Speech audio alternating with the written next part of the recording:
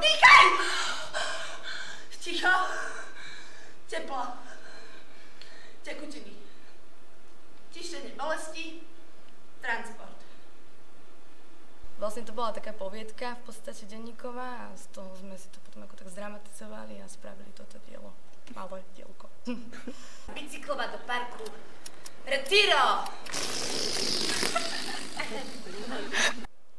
No, som v Madride strávila pol roka a bolo to strašne zaujímavý pol rok. Nemala som to ešte také veľké očakávania, ako vlastne to nakoniec celé vypálilo. V mojom rodnom malom meste sa ma nikde pýta, ako sa mám. Pretože to už všetci dávno vedia. To je ako individuálny projekt, ale je to náš bakalársky projekt, môj a Lidkin, vlastne herečky.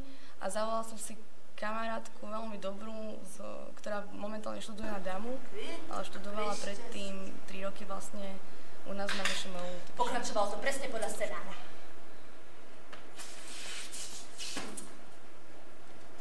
Nemá peniaze! V tom momente sa zmenila v tvári, vyzerala ako Voldemort.